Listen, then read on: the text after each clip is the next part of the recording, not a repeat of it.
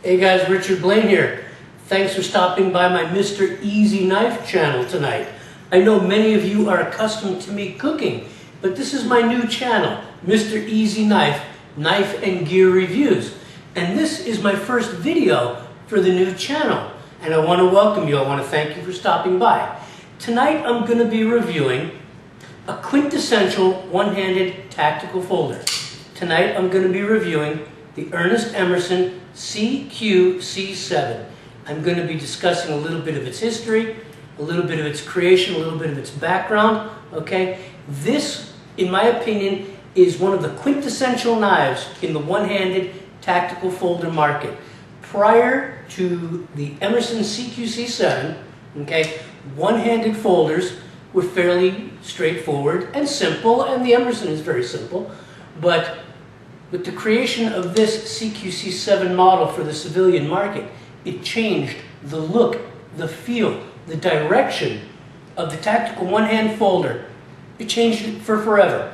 And for that, I attribute it to Ernest Emerson. So tonight, my first review on this new channel, Mr. Easy Knife, is going to be on this knife, the Emerson CQC7, and I'm going to reference some other knives like the CQC6 and talk about some differences. And like I say on my cooking channel, usually with YouTube, 15 minutes, let's get going and I'll see you on the other side. But I know I got longer than 15 minutes on this channel to do this. So let's get going and I'll see you in a couple of minutes.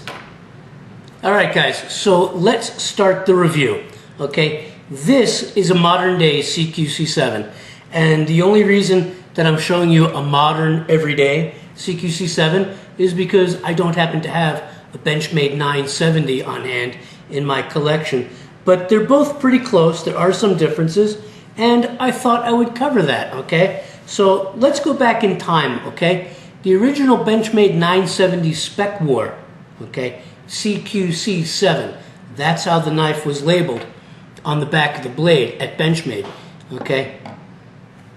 That knife was produced around 1994, okay, by Benchmade knives, okay? The CQC7, this knife, was a production variant of Emerson's original CQC6, okay? The CQC6 was a handmade folder that he made per order for people like Navy SEALs and German GSG-9 and other military units, okay? The CQC6 was the first folding fighting knife designed with the Navy SEALs first and foremost in mind, okay? The original CQC6 had a true zero ground blade, whereas this CQC7 does not. People call it a chisel ground blade. Ernest Emerson calls it a chisel ground blade, but this blade on the CQC7 is not a full zero grind, nor is it a full hamaguri grind, such as on this Yanagi, okay? But he deemed it a chisel ground blade, okay? But that was on the CQC6, okay? You can also call a zero ground blade a saber, you know, a knife like this Yanagi, and a knife like this Iguchi, okay, by Wayne Watanabe, okay? Single-sided hamaguri grind can be considered a saber. It's a zero grind, okay? The Yanagi, it's a zero grind.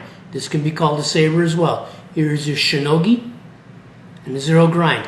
The original CQC6 was like this, okay? The CQC7, you had a high flat, and then here's your chisel grind, and then if you look very closely, there's a secondary bevel called the edge grind, okay? So Emerson's chisel grind is supposed to emulate the hamaguri of Japanese cutlery, but matter-of-factly, it doesn't.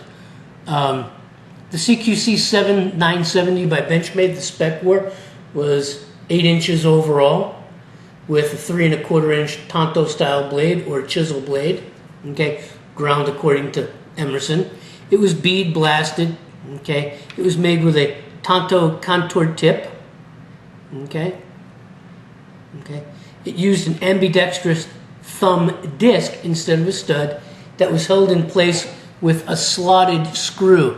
I don't know if you can see it, but that there is a slotted Phillips head 56 thread per inch cap screw and not a Torx screw. Okay. Okay. There was some file work. There was a file work thumb ramp like on the CQ7 of Modern. Okay. That was for good grip. Okay. Okay. It gave you positive thumb traction. Okay. In the saber grip fighting style, which is here. Okay. Or in the gorilla grip fighting style. Okay. But it gave you some positive grip. Okay. Gave you some positive traction in the saber grip fighting style, which is very popular with the Filipino martial artist, is this saber grip. Okay. The blade was originally made out of ATS 34 Japanese steel, 5/8 thick. Okay. And Rockwell at 5860, which happens to be Benchmade's favorite Rockwell hardness for most of their blades, is 5860, because 5860 gives you a good balance between hardness and durability and ease of sharpening. Okay. The grips, okay, the grips back then with the Benchmade model were made with G10. G10 was developed by Westinghouse. The grips were G10 fiberglass at 0.125 inches thick. Okay. The frame slabs inside here, okay, were titanium at 0.125 inches thick. Okay. And the liner, the original liner, this piece here, the liner lock, okay, the liner lock, okay, was aerospace grade titanium at 50 thousandths. Okay. The Benchmade model held the entire knife together, okay, with Torx screws, not 56 thread per inch cap screws. Okay. The total weight was about 4 ounces, 3.6. We'll call it 4 ounces. Okay. The back of the original Specwar blade, okay, was marked Emerson Specwar model CQC7. It had a gun-blued pocket clip. It was tip-down carry only. Okay, it was secured in place by Torx screws, and it was made in the US of A because it was Benchmade, baby, Benchmade. But I want to make a note. Okay, a lot of people don't know the liner lock system on knives goes back a really long way in America. Okay, the liner lock system of knives goes back to about the 19th century. Okay. But there's been many significant improvements in the construction and execution of the modern liner lock. Okay, and just to let you know, Ernest Emerson didn't develop the liner lock for this knife. Okay, the modern liner lock design, okay, that came around in about the 80s, is attributed to the custom knife maker named Michael Walker. He improved the liner lock from the old brass liner locks that you might see on a Schrade old-timer or other knives, okay, and improved its design with countersinking, texturization, and proper cutting angles to create friction between the anvil of the blade and the liner of the lock. Okay, so we're back, okay, and I still have the modern CQC7 here, okay, and I want to talk about some of Emerson's first collaborations, because prior to his collaborations, he was working out of his garage. Okay, his first line of collaboration knives was called the Specwar series. Okay, he called it Specwar long before his collaboration with Benchmade. Okay, the first collaboration with a knife manufacturer that Ernest Emerson got involved with was with a company called Timberline Knives. Okay, and that was back in 1993, and he got together with Timberline to create his Specwar line of knives. Okay, and this was one of them. Okay. There's a lot of information, good and bad, floating around about this early collaboration, and the way I am to understand it, since I've been in this business since 1980, okay, is that this particular collaboration between Emerson and Timberline Knives was the result of the Navy SEAL teams deciding basically that only commercially made designs would be considered to be carried and used, due to a simple failure of previous custom knife makers having the ability to keep up with the demand of the SEAL team's requirements of having a knife like this. Okay? Because let's face it, a custom guy custom knife maker can only bang out so many knives in a week, a month, a year to be used by special teams, plus everybody else that wants to order a knife.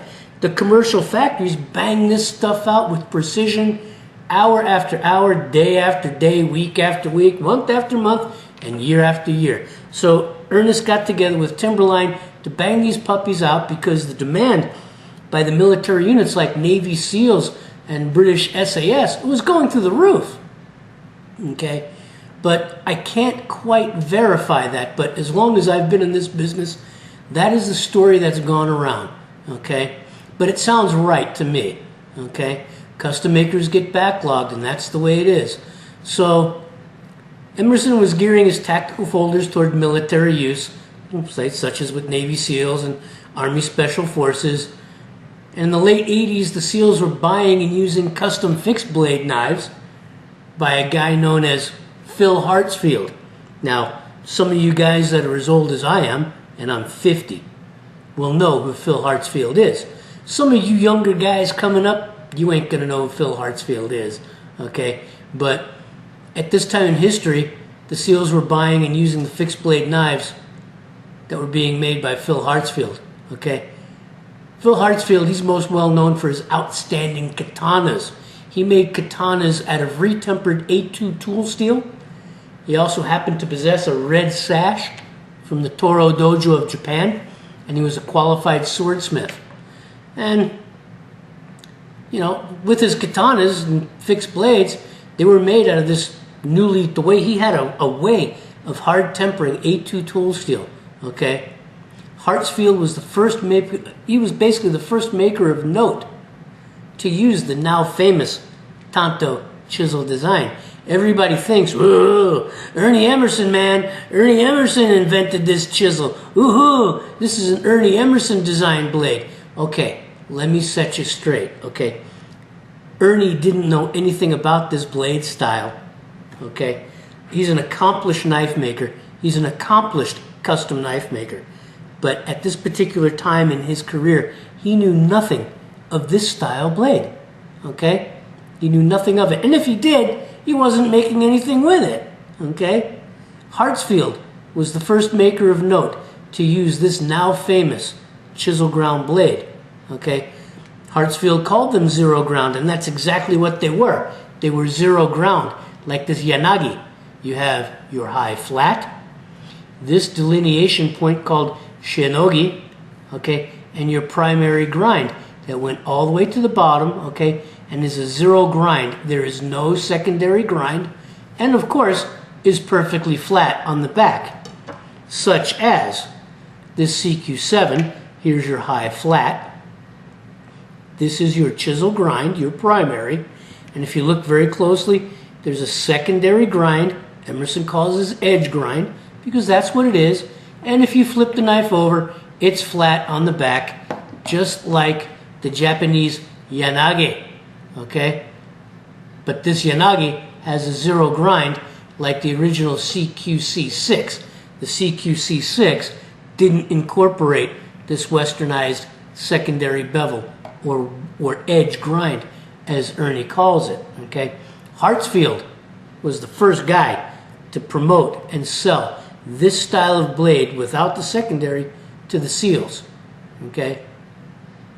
And he called them zero ground, okay?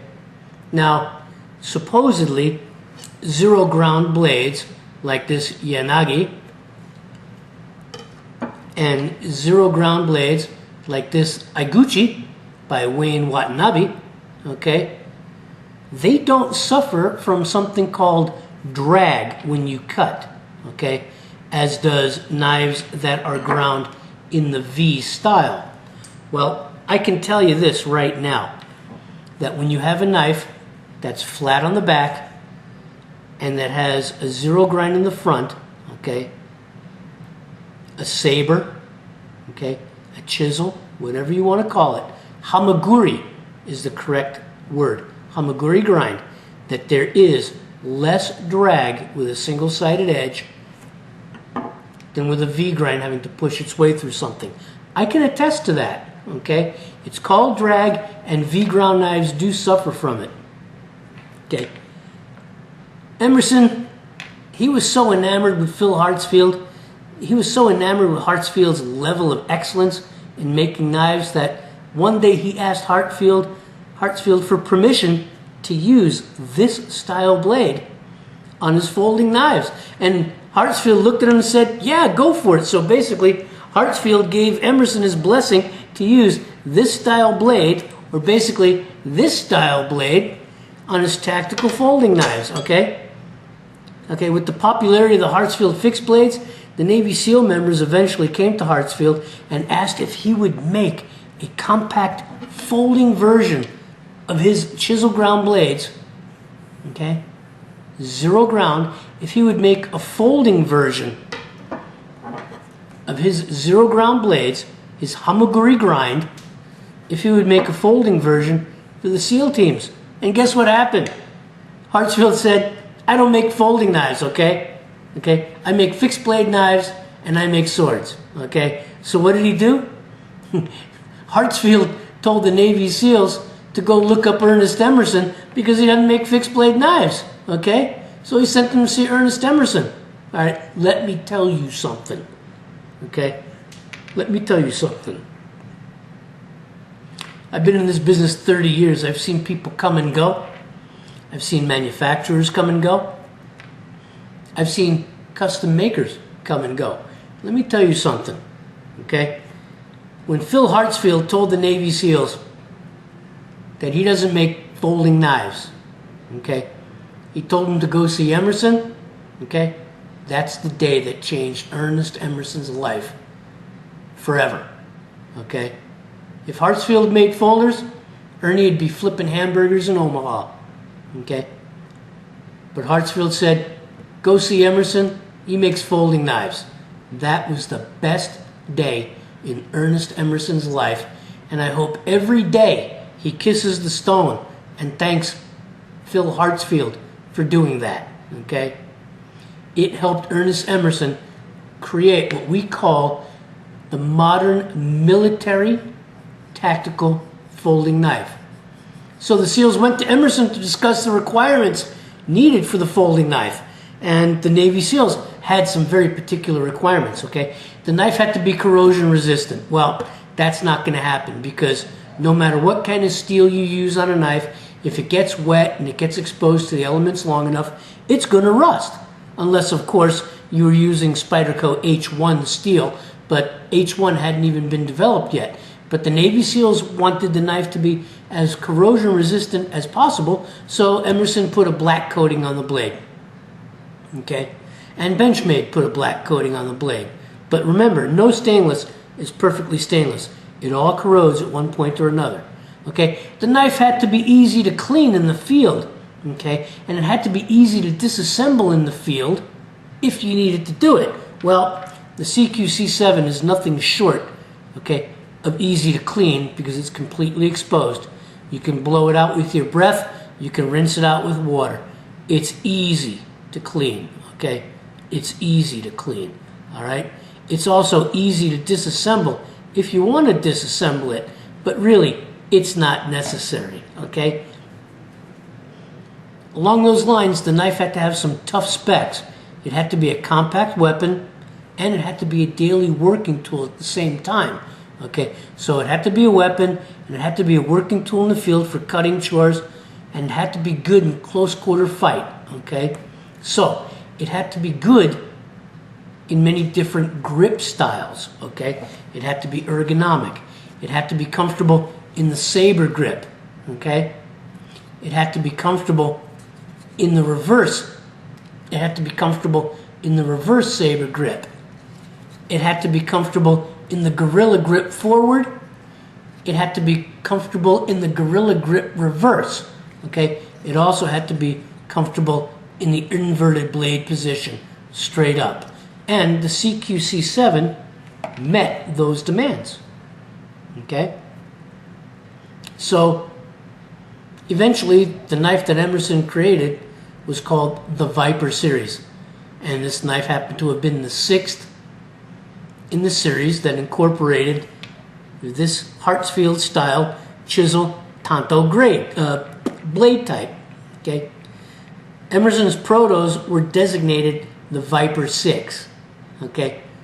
But not long after that, the Viper 6 was redesignated and called the CQC6, and that was the knife built for the Navy SEALs. CQC referring to close quarter combat.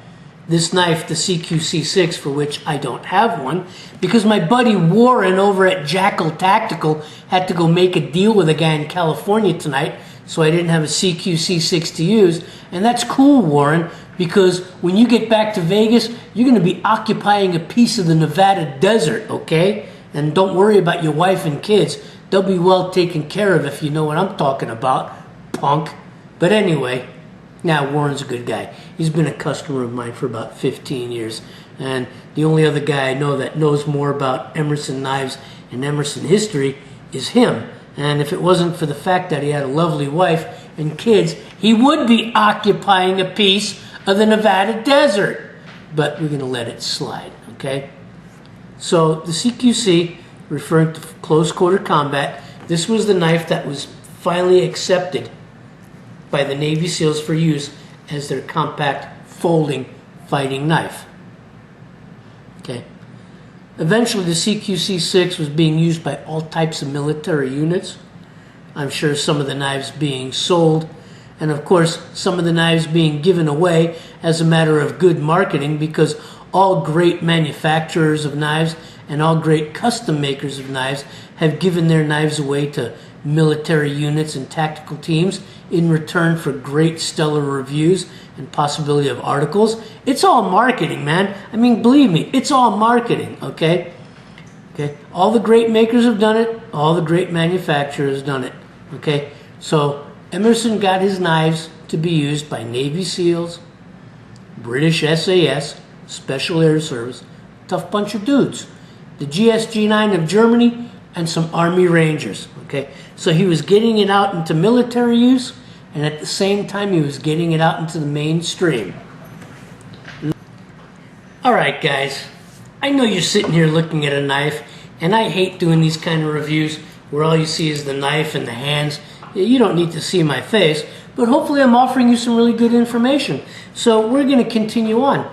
In 1990, because of Emerson's relationship with the military community, okay, he changed the name of his knife line to Specwar, okay? Now, he called it Specwar with Timberline, but he officially decided to change the name of his knife line to Specwar, okay? Other CQC models followed from the fucking CQC6, okay? The CQ7, the CQC8, and the CQC9, which was called the Eagle knife. It had a reverse curved hawk bill, okay? And it was designed and developed as a backup weapon for law enforcement agencies. You don't see it very often, and if you do, they're worth a fortune, okay? It used the Spyderco opening hole. It was developed as a backup weapon for law enforcement agencies, and it used the Spyderco opening hole that was licensed to Emerson from Spyderco's own Sal Glesser, another great designer of tactical one-hand opening knives, okay? The CQC series of knives holds the distinction of being the first folding knives that were designed to be ergonomically correct in multiple positions, like I've shown you before. The Gorilla Grip forward, the Gorilla Grip reverse, the Saber Grip forward, the Saber Grip reverse, okay, and the inverted blade. Now, a lot of people don't train with this inverted blade, with the blade up, okay? A lot of people don't learn how to use this style of blade fighting, okay? And let me tell you something. It's a big mistake, okay? It's a really big mistake, all right? Because way back around 1879, 1881 or so, okay, a tiny little guy named Doc Holliday, who was all of about 150 pounds dripping wet, okay, was accused of cheating at cards, okay, in a bar. Okay, the Doc Holliday, like I said, was about 150 pounds dripping wet. He smoked, he drank, and he had tuberculosis at a time in history when you couldn't cure tuberculosis. And he stabbed a man using a knife that was about 3 to 4 inches long. Okay, he stabbed a man using a knife about 3 to 4 inches long. He held it in the inverted blade position, blade up, and he stabbed a man who outweighed him by at least 50 pounds minimum and in good physical condition. All right? And he cut that man open from the pelvis to the sternum with an inverted blade, going through clothing, going through fat, going through muscle. A skinny little skis of a 150-pound man with a 3.5 or 4-inch blade. And people don't train with this style of inverted blade technique. Better wake up. Okay? Better wake up. Okay? So the CQ line had to be ergonomically comfortable in the blade up as well as blade down positions. And this particular model knife, many of the users of the CQC knife called it the best fighting knife ever designed and they had ever used. You know, I'll debate that, okay? I've had lots of folding knives. I currently have probably 400 knives in my collection.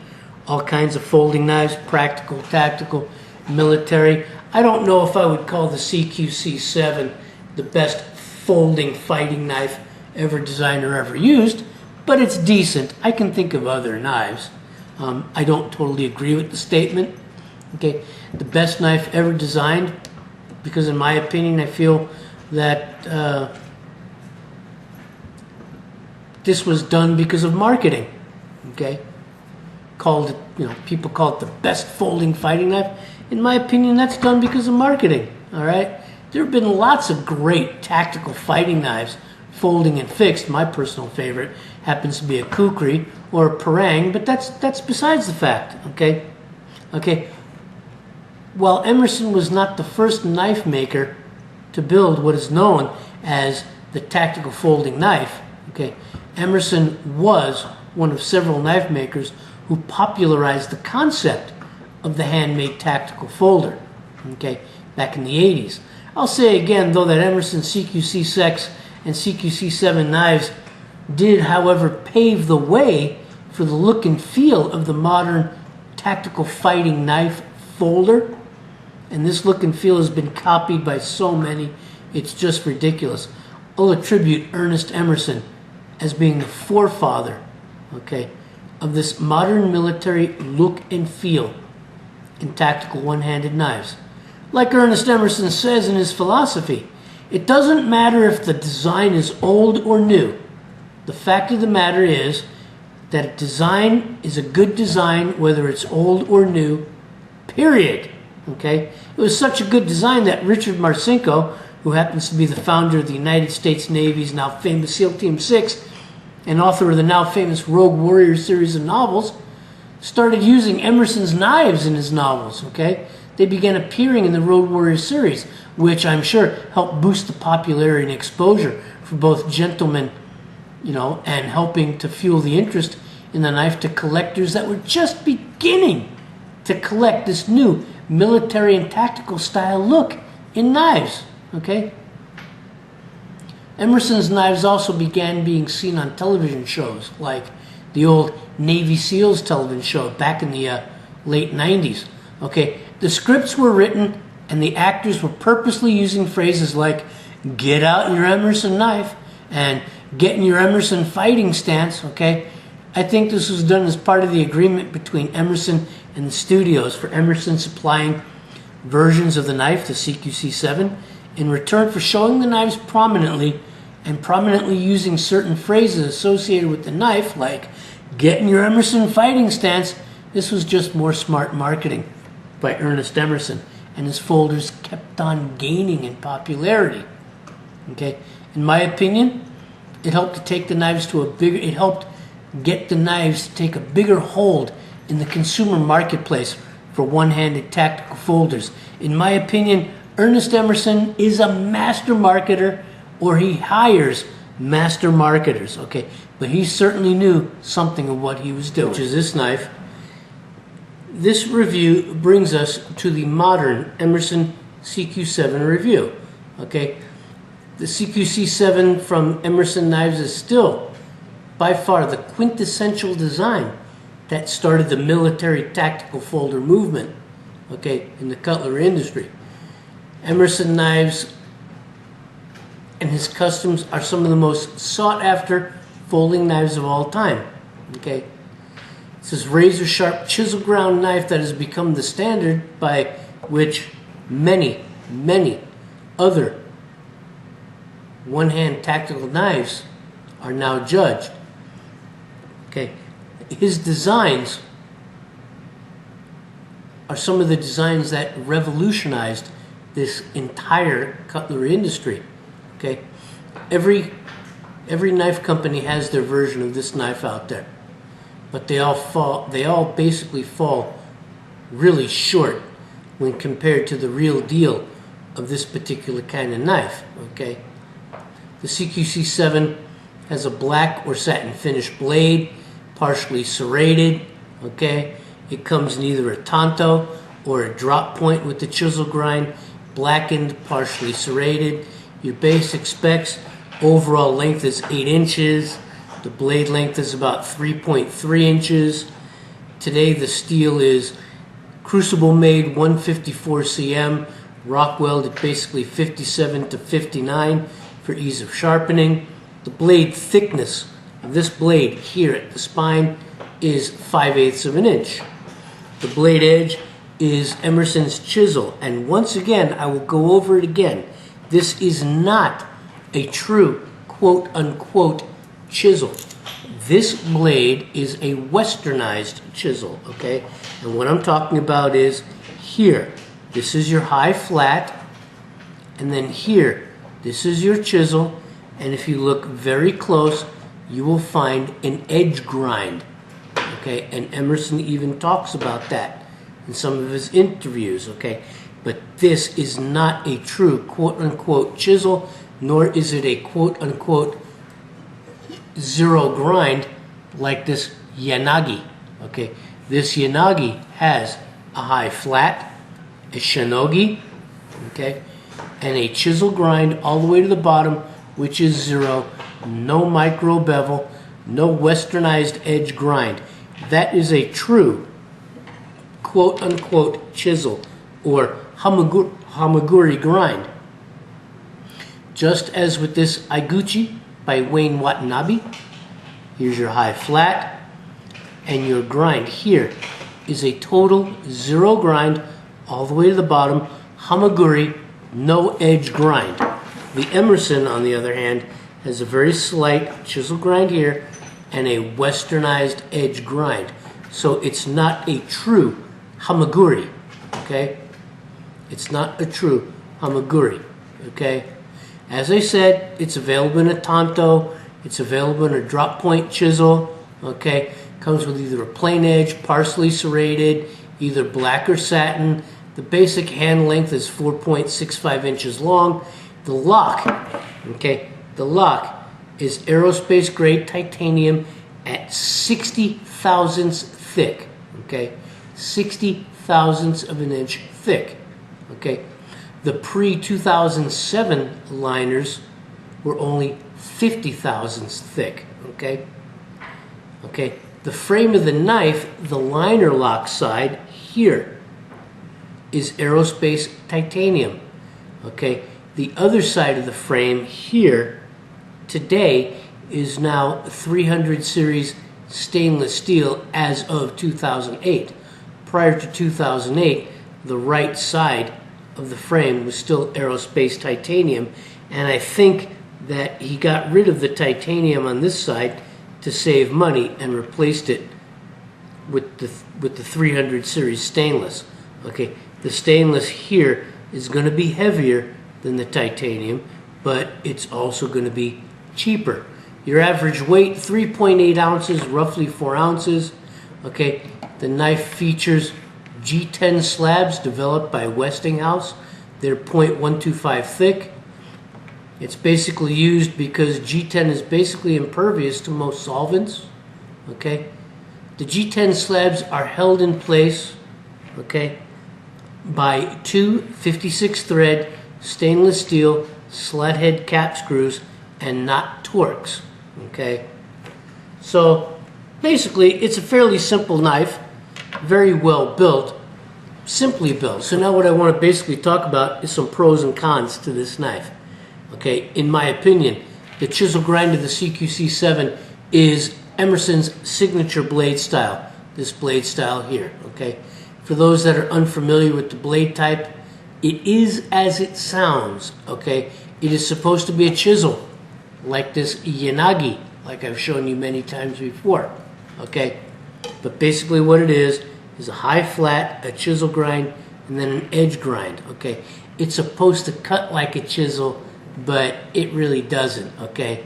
It is flat on one side, like the Yanagi, okay? Okay. Emerson states that his reason for using this blade type is that it's easier to sharpen. And to tell you the truth, I don't agree with this statement. Emerson says, in the field, one can't always carry sharpening gear, so he made the blade capable of being sharpened in the field on almost anything, like a piece of pipe or another piece of steel. I don't agree with this either. I don't agree with that statement. If you carry a tool into the field, then you need to take something, anything, to keep it sharp, especially if you're going to be out in the field for prolonged periods of time. I mean, let's face it, don't soldiers carry extra clips full of bullets to reload a firearm? Of course they do. So why not carry some kind of a tool to sharpen your knife? I have sharpening implements that weigh an ounce or less that I can carry with me out in the field for prolonged periods of time to sharpen knives like this, okay?